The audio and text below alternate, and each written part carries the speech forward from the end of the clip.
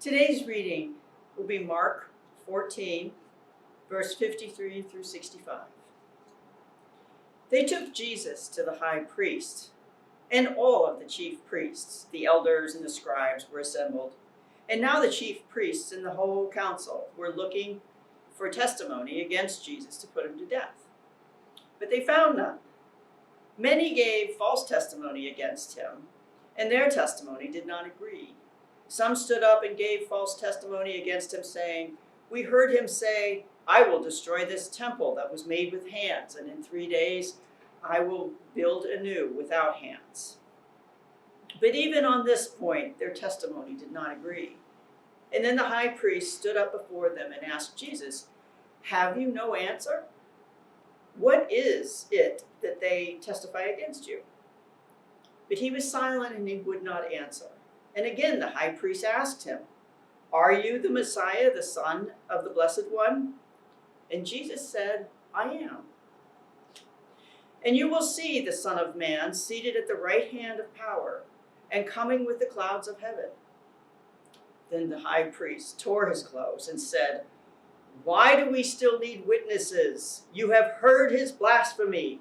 What is your decision?" And all of them condemned him as deserving death. And some began to spit on him, to blindfold him, to strike him, and ask him to prophesy. And the guards also took over and beat him.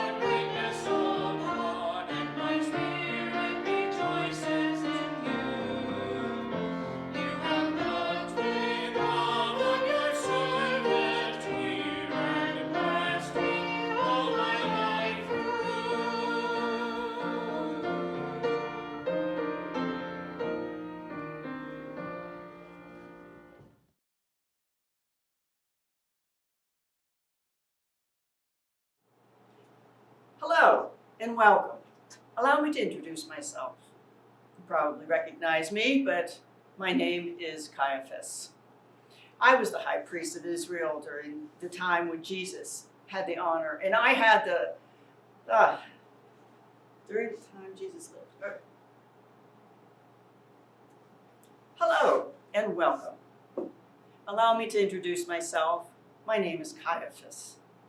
You may have already recognized me. I was the high priest of Israel during the time that Jesus lived, and I had the high honor of presiding over the meeting that condemned him to death. You'd be interested in knowing that I was handpicked by Rome, and that my job normally worked very closely with Pontius Pilate.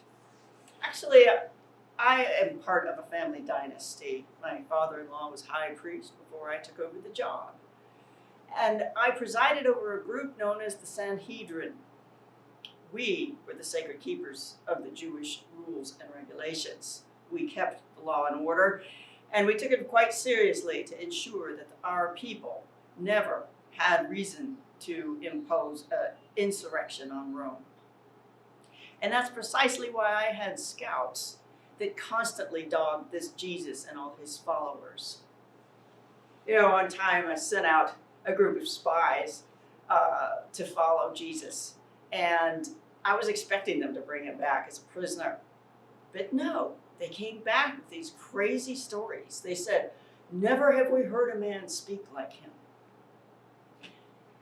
And then there was Jesus who supposedly raised Lazarus from the dead. I was really alarmed with this. Things were getting out of hand. It was reported that even important citizens were starting to believe this and were aligning themselves with him. So I met with my priests, and I said, we've got to put an end to this. We have got to put an end to this Jesus and Lazarus. This is the type of stuff that will start an insurrection of mammoth proportion. One of the priests asked, should we just catch him while he's teaching? And I said, strategically, no. That would make him the martyr. That wouldn't work. But another priest said that he had heard that there was a man, Judas, who was one of his inner circle. They called themselves disciples. And he was starting to get disillusioned with Jesus. That's the ticket. That's the Achilles heels we're looking for. And so I said, let's put that to work. Find this Judas, pay him whatever it takes. That's no problem. And that same week, just after midnight on Thursday, long before daylight, I got a knock on the door.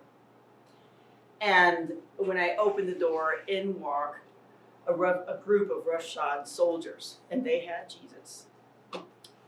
But I had to go through the whole pretense. This had to be legal, look legal, and all of that. So we called witnesses in. They really made fools of themselves. None of their stories matched. So I took matters into my own hands. And I know that legally I'm not allowed to put someone who's on trial on the defense in a defensive position. But nevertheless, I wanted this Jesus on a cross like yesterday. And I looked him square in the eye. And I said, "Are you the Son of God, yes or no?" You won't believe it. He said, "I am." Trial's over, I said. I ripped my tunic to shreds just for effect. He calls himself the Son of God. That's blasphemy, pure and simple. Case dismissed. Send him on to Pontius Pilate.